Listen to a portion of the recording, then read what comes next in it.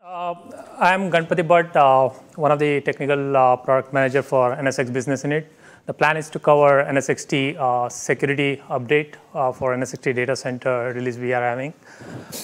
First 10 minutes, I'll cover the slide where I'm going to talk about the basic microsegmentation as well as some of the enhanced security controls we plan to have for this release. Then followed by the demonstration of the new features. So I'll take around total 30 minutes. That's the plan. The first thing first, microsegmentation. Most of you are aware of this use case.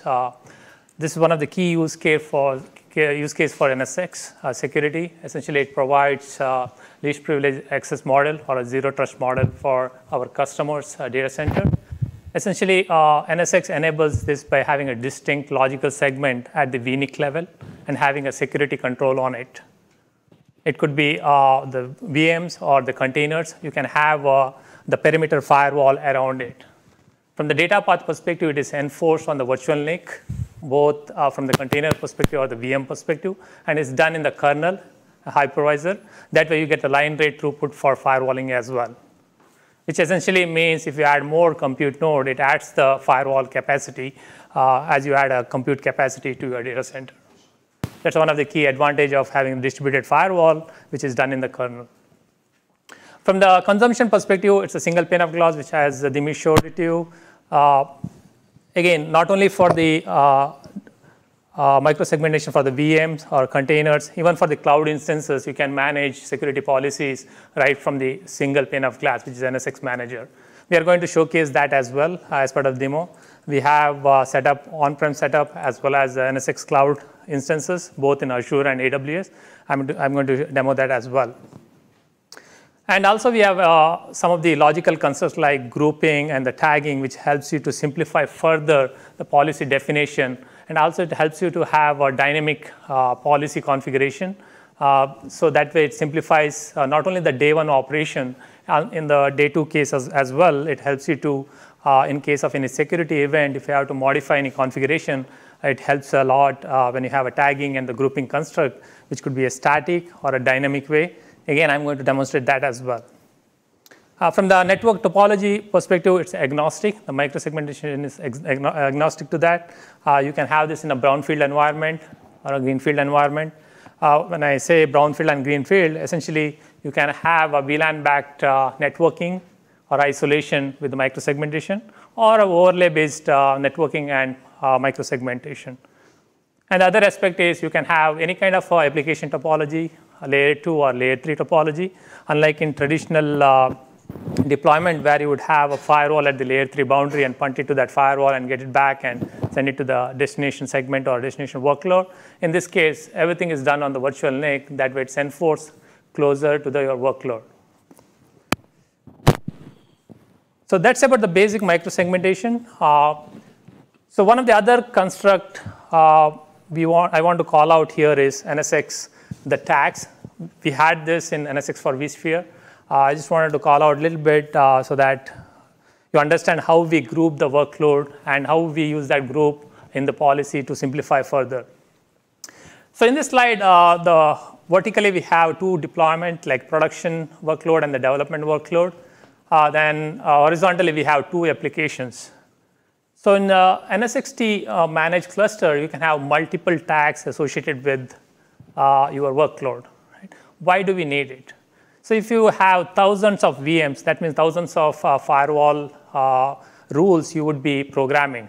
Right? So how do you group these workloads? Thousands of VMs, hundreds of applications, tens of zones or tenants you may have. If at all you have to group any particular tenant or application tier, this is the way you can do it. This is one of the ways which you can have a tags to your workload, then define a group saying that, hey, if this tag exists, then this will be part of this particular group. So accordingly, you can define a policy for that particular application tier, application, zone, or a tenant. So in this case, I have multiple tags. Even you can have a Linux, Windows, that kind of a tag as well. So essentially, it simplifies overall grouping and the way you define the policy. So that's about the basic, which we always had on NSX for VS. I just wanted to give a refresher. Now let's talk about some of the new enhancements we have done in NSX-T from the security perspective. The first thing is ContextAware Firewalling, which essentially means now you can have the policy definition based on the layer 7. This is one of the contexts we look at in the packet so that you can enforce it. So what does it mean? Natively, it's a layer 3 or layer 4 based the firewall in NSX. Essentially, for example, if you have a web traffic, essentially you will be opening up the port 80 or 443, depending on secure or insecure the channel you may have with the web application. So with this, essentially, you can look at the layer 7, what application is running on that. Without this, that same port can be misused to run some other application if you want. It could be used for FTP or, I'm just saying, it could be used for other application as well. This will enforce that on this particular port, this particular application needs to run. So that's what we are bringing in as part of this particular feature. In addition to this, we also can get into the metadata of the TLS. For example, TLS has multiple versions, right? 1.0, 1.1, 1.2, 1.3. So you can restrict your application to use certain TLS version just for compliance reason, right? So most of our customers wants to use TLS 1.2 as a minimum version. They don't want to allow anything below that. So you can restrict that using TLS 1.2 in the policy definition. I will show that as part of the demo, but you can use this feature to do that. In addition, one more level down, you can also choose ciphers associated with that TLS 1.2. So that way you can look into the layer 7 aspect of the packet and enforce the policy accordingly. I'm sorry, on the app attribute side of what you're providing for HTTPS TLS version 1.2, but what sort of performance impact is this going to have on the system in terms of what you're looking at for throughput and forwarding table? Since it's all distributed, I understand that it's not a problem for the local VM to handle it, but obviously you're going to have some impact in terms of how deep you dig into the packet payload. Are you really only, is it just more in terms of like load balance service inspection, or what are you using to actually get through and look at that? What are the parameters that you're looking at?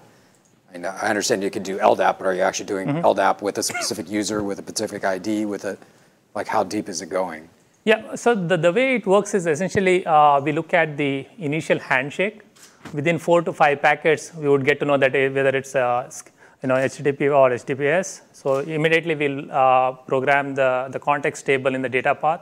So there won't be any performance impact as such, but we will be identifying the application within 4 packets of handshake. Okay. So you're going deep enough that you could, like, if you have a service principal role that's logged in via AD, you can actually tell that it's only that service principal role that's doing that ask or that request? No, we can detect only the application ID. We don't look beyond that, other than this TLS version and ciphers. Got it. But possibly we can do it. But at this point, this is what is supported. But there is no performance impact because within 4 packets we do it, then we program the kernel and everything is done in kernel after that. And are you doing that in the firewall slot, or are you using one of the earlier slots to figure that out? So it's the same slot, DFW. So we just take care of everything right there, and we look into the layer 7 and the program the flow table and forward the packet. Okay, second thing is the context. Again, the user-based policy you can have. This is mainly used in virtual desktop environment or RDSH environment, where you can define policy based on the user group.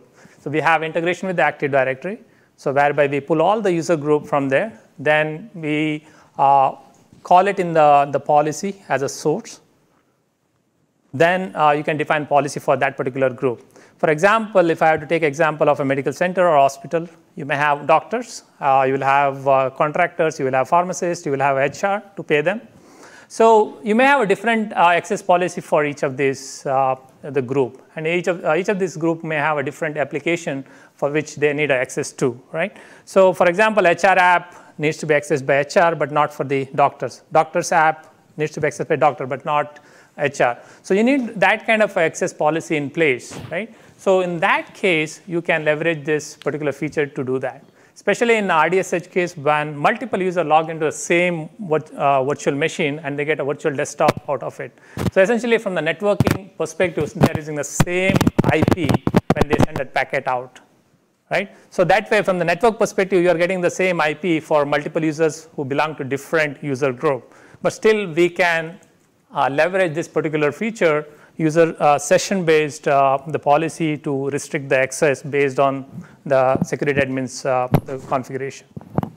How does that work? I mean, so you have 20 users logged into the same box. I mean, take all of this out. Typically, there's not going to be any user identifiable information saying it's this user sending the traffic from the box. So how do you differentiate to know that a user, user A is trying to go here and is allowed, and user B is not? Like, how does the traffic get identified? So mainly there's one component is on the desktop or virtual machine, you need to have a VM tools, which and with the network introspection or connection, the driver, which allows us to know that, hey, this particular guy logged in, and that guy has this security identifier. Then we program that in the context table, and then we accordingly You're dropping something in the header then, or something in the data as it goes through from the VMware tools itself. We do not change anything in the packet itself, but when you log in, we identify that login event. When you start a session, we'll intercept that. We'll identify our other modules in the DFW that programs the data path before you send a packet out. Then it intercepts. Everything is in done in kernel. It's just a metadata tag. Yeah, I get that. So it's the controller actually is managing the idea that this flow is being created by this user from inside the virtual machine. It doesn't modify the data that's being passed along at all, but once it exits the machine, then you can do something with it. Where is the policy enforced? So like in some system, the policy is enforced at the very end of the flow, like when it tries to exit the fabric, or where it tries to, does this get applied as soon as it tries to hit the first node? Yeah, it is done in the DFW layer, not within the virtual machine. Okay. Everything is done in the DFW slot, as you were saying. So the moment it hits the hypervisor, the policy. Before hypervisor in the kernel, it does it. It's at the VNIC. Yep. Is that something you guys are going to extend into like AWS workspaces or anything like that you're looking at? In this release, we do not have anything like that, only for on-prem workload, but it is, So the third feature we are going to have is FQDN URL whitelisting. Essentially, it's very straightforward what feature it is. But the use case is more of if at all, for example, virtual desktop needs to use cloud resources for email or storage like Microsoft, SharePoint, or Office.com, all those things. You can define a policy based on the domain name instead of any IPs, subnet or IPs, because you do not have IPs of these the public domains. It can change. Instead, you define the policy based on FQDN. That way, we can filter out any traffic based on that particular configuration. Or you may have a development team which needs to access the Amazon for S3 bucket, right? They may be storing something or getting something from there. You can define a policy to allow all the Amazon traffic for this developer virtual desktop environment or this particular pod. And that kind of stuff you can do with this particular feature we are having as part of this release. I'm going a little fast, just in the interest of time. But if you have any question, please stop me. OK, this is the last feature I will talk about, then we'll go to demo. This is, again, natively on NSX, we have micro-segmentation with enhanced controls, layer 7, the user session-based policy. Then, if you want to leverage beyond that, or if you have a use case for which you need to have the traditional firewall, which you may be used to, it could be Palo Alto, Checkpoint, and other vendors, you can leverage NSX-T service insertion capabilities to have that, especially for IPS or IDS, that kind of feature, which is not natively available on NSX-T, you can leverage service insertion capabilities. And one of the other thing is this particular service insertion capabilities mainly required for some of the workloads like DMZ workloads or a PCA workloads or HIPAA, where compliance mandates that you need to have a layer 7 more advanced layer 7 firewall to be inserted between the zones or between the application tiers. And we do both east-west as well as the north-south service insertion. When I say north-south, that means we insert that as part of tier 0 or tier 1. When it's the east-west, means essentially you do it at the virtual NIC. Just after distributed firewall, we intercept the packet, redirect the traffic based on user configuration. And then you have, we learned from our earlier edition, NSX for vSphere, where we had that, where service VM will go on every host. Right? If you have 100 hosts in your cluster, that means 100 VM you have to manage, licensing, lifecycle management. So some feedback we got from the customer and the field is, hey, we need service insertion only for specific workloads like DMZ, PCI, and other stuff. So what we have done is we have two deployment options. One is, as it is like NSX for vSphere, you can have it in every host if that is your requirement. Or we have a dedicated cluster where you can deploy few VMs. Then we can redirect the traffic to that VM based on your configuration. And entire internal plumbing is done by NSX Manager. You don't have to worry. You just have to click, or call an API. We'll take care of this. We call it a service plane. All the traffic going here uses a NSH standard-based header and the Geneva encapsulation if it has to go out of the host.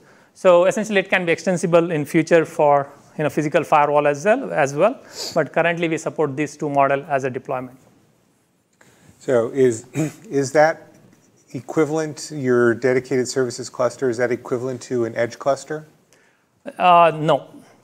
So this, you can, you're talking about, no, the edge cluster is totally different from, this is a vCenter cluster we are talking about. Okay. Essentially ESX host, that's what I meant.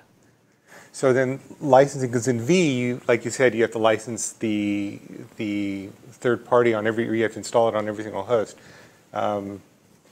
So you're saying I can have a non-prepared cluster in terms of the third party, and I can still offer services there, and it's just going to do a Geneva over to the dedicated services cluster and then send it back. Yeah. You mentioned there, I think the cluster will have to be prepared, right? Oh, yeah. Sorry. Right. I'm sorry. Yes. Okay, I'm with you. From the prepared term, yes. I probably missed that. Okay, anyway. Anyway, so that is the two deployment options we have currently for this, for two different use cases based on our customer feedback. So does that mean I cannot have service insertion in a KVM? Because you just said it had to be a vSphere cluster. Yeah, at this point, we support based only on the vCenter cluster. Okay. Okay, go ahead.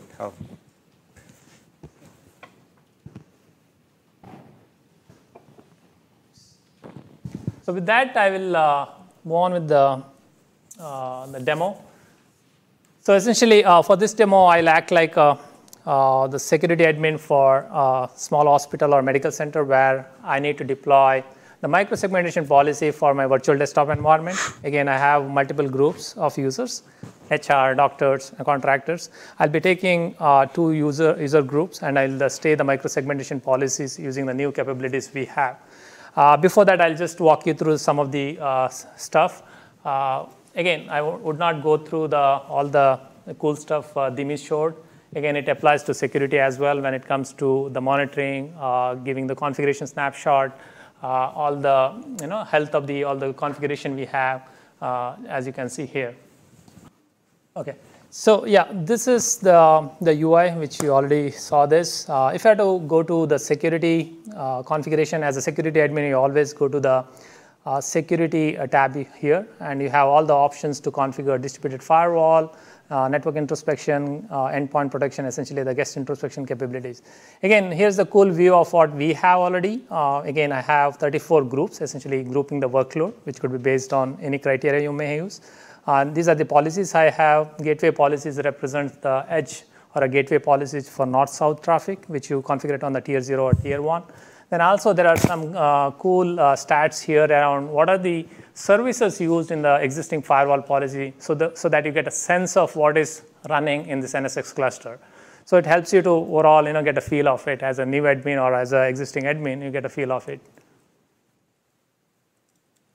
So just a refresher on the grouping. Again, if you go to the inventory, essentially as Dimi, Pooja, everyone mentioned, you can manage different type of workloads using the same NSX manager, single pane of glass.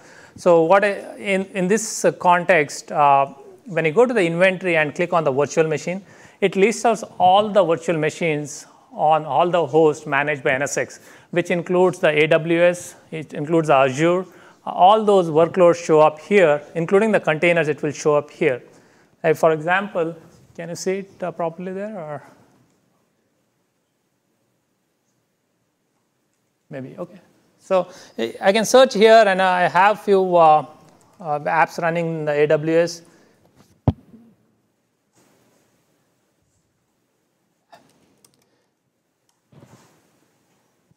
Search is not, okay. So we have some AWS apps here, as you can see. One of the key thing about AWS instances is, or any instances we have, you can tag those workloads, as I was talking, right? With respect to Azure and AWS, it comes with all the existing tags from the cloud provider. Right? Cloud, you could have some of the default tags like AWS region, AWS availability zone, and also user configured tags you may have in the AWS itself, which you can bring it in here as soon as you connect to the VPC. Right? So that's the one thing you can do. And then you can group these workloads using that tags right on the NSX manager. You may have a separate policy for all the instances in AWS, separate policy for something in Azure, something in the on-prem, right? So you can group it accordingly, and you just you use the tag to group these workloads as a one group, and use that in the policy to deploy micro-segmentation policy there. In order to edit particular tag for particular workloads, you can just type it in here. And you can have multiple tags, like if this could be a production, app one, maybe app tier, web. I'm just giving all the tags. Then you can use these tags to build your grouping. And groupings could be static or dynamic. As you can see, I have some configuration here. If I have visibility as well, group definition could be virtual machine tag equals to, or a logical switch tag equals to the OS name, OS version. All those capabilities are built into NSX-T as well. We had it in NSX for vSphere. We are continue to have this as part of NSX-T as well. Now, in V, though, it came from the vCenter database. So given this is cross-hypervisor, if I'm going to move it to something that's not vCenter backed, what happens to that? Because there was an issue in V with multiple sites with local security groups where you end up killing the traffic. Any issues with that here? We do support multi-hypervisor here, right? We are not much dependent on vCenter as such. We get it right from the ESX itself. So there is no much dependency with the vCenter as such. But what's going to happen when I move that workload, or if I have the workload running in KVM and I have another part of the workload running in vSphere? I guess, is it going to populate that host, that VM name, and then both sides will be able to know what the other VM names are because of NSX-T is the common denominator there? Yes, because we install the agent as part of the host preparation, which has the capability to get all the active VMs on that particular host, KVM or ES6. We are not dependent on vCenter to give that information. Right. So that way we have an inventory of all the things, including the containers, which, that is other thing, along with the cloud instances as well. Okay. Makes sense? Okay, now coming to the security policies, you go to distributed firewall. So first thing we have done is we have improvised on the layout here. Earlier we used to have one single table. However, now we have the multiple categories we have, starting with emergency, which essentially aligns with our customer best practices because they deploy emergency rule on top, then which could be for quarantining some host when vulnerability is found or a compromise, or some IPs you want to just deny just because they are bad actors. Then infrastructure category, essentially this is for typical DNS, NTP, which is essentially same IP or service for all the workloads in your data center. Why to repeat the configuration? Put it in one place, top of the table. It's taken care there. Environment, you may have multiple zones, production, test, or development. What should be the connectivity criteria between these zones? Typically, it's drop everything between the zones. So you can define such policies right upfront here.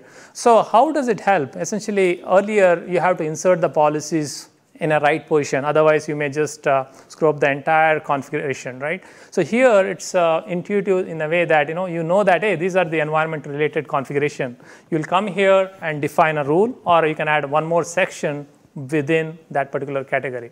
So more of a simplifying the overall consumption with respect to organizing the rules in your DFW table. Right? And it's always enforced from left to right. If you see this way, emergency infra environment application. If you want to see the entire firewall table, which is programmed in the data path, you are seeing it here, right? Again, if you can see, the category is mentioned here as part of this. And finally, the application category is the main one where you will define all your application-related firewall rules or sections. Intra-app, web to app, app to DB, all those things comes here. And I have 3 apps running, HR app, which I'm going to use. Then similarly, medical record app. Similarly, I have a cloud, the plane spotter app, which is running in Amazon. So these are the rules within that section. Is there any kind of automatic rules that are created on that east to west traffic? When you spin up a new app, it knows that you're going to be accessing that database. Go ahead and kind of create that rule and allow that traffic? Or are these things that you're just going to have to kind of build to know your apps as you're deploying? Yeah, there are, to answer your question, how do you profile your application, right? So by default, you have, blacklist or whitelist from the firewall perspective, no rules at all.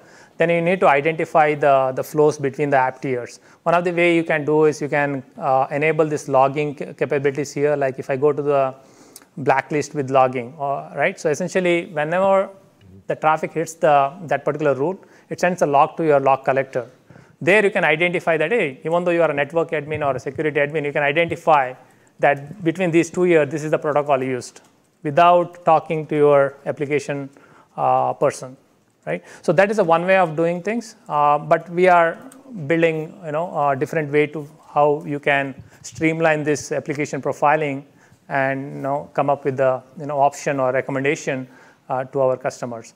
NSX for vSphere has that currently, where you can monitor the flow, and then we recommend it for you, the grouping as well as the micro-segmentation policies.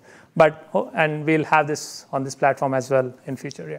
The flagship way of application profiling, which most of our customers use, is either using logging mechanisms. You could use, you could log to log inside, or a lot of our customers are investing in vRealize Network Insight, which we call Verni, to basically help them profile applications. Thank you. We have a third product in the VMware product family called App Defense, which is going to use machine learning to suggest rules which should be populated in the table. It will go in at the process level.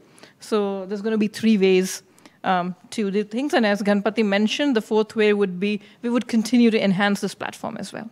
So what's the product you just mentioned to help automate microsegmentation rule creation? It's called it's not a product to automate rule creation. It's a product to profile your applications. I'm very familiar with Verni, but when I've worked on NSX projects, I mean, microsegmentation, we worked with NSX architects, and it was like an 8-hour level of effort per VM. So is there any way to kind of cut that down and take all of that network insight that you get from Verni and automatically create rules in NSX? We are working on some projects. We have nothing concrete to share yet. Once we have something concrete, we'll communicate with the community. Great. So a question for you is, how do you determine a rule does a redirection to one of the, integrations? So coming in, sorry, I was, because he said 2 minutes, I just wrapped up. So with the network integration, the network introspection, in V you had a rule set that once it matched, you could say redirect. Where is that here for the redirection? So This is the place where you put in those policy. So it's in a separate section. Okay. Section, yeah. It's totally intercepted after distributed firewall in the pipeline. Okay. You'll define the policy here. Okay. And where is there a distributed firewall exclusion list? Because there is in DFW, or is there in vSphere? Is there one here as well? Yeah, we do have it here in this one. So like I mentioned in my presentation, we are actually simplifying the workflows.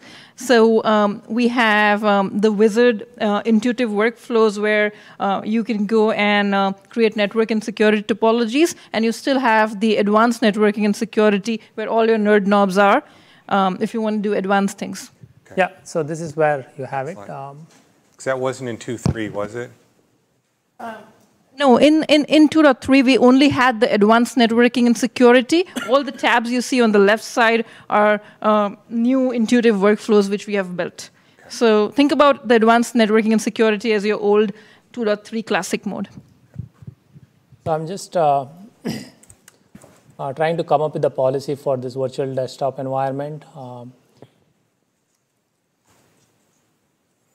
MRS, these are two apps, the front end for MRS, then I have HR app. This is the front end. So, and this is the Active Directory group, which I'm using it here. As you can see, this is the doctor group. As you can see, distinguished, the group name is here, which is synced from the Active Directory. And then I'm creating, I'm just copying, drag and drop, all these things works here. And what else? And you can use the profile. This is where you use the TLS versions to restrict the traffic.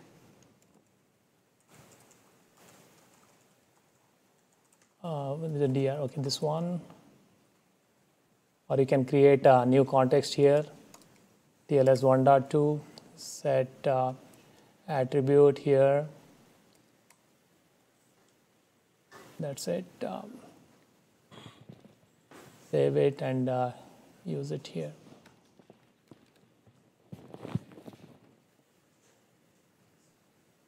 Similarly, you can use the FQDN filtering here. I already have it in the interest of time. Essentially, yeah, so essentially you can pick, I'm picking all the Microsoft.com or Google, SharePoint for this particular user. That's it, and I'll reject all other traffic from these users. Okay, so essentially what allows me to do is, again, this is the Active Directory user group in the source, and these are the app VMs. Then these are the TLS version, which is a layer 7 firewalling, and this is FQDN whitelisting, where you specify some of the domain names, and rest all the traffic will be rejected. So now I'll just go to the this particular RDSS session. So both have the same IP because it's on the same VM. This is a remote desktop environment, and if I come here, and this is the our HR person, Janet, and this is the Dr. John. And I can access the HR app, whereas here I should not be able to access it, but I should be able to access the medical record app here. However, I should not be able to access this one. But Office is common because I need to work, write emails and all those things. Same goes to Doctor as well. And other stuff, you can enable it as you want.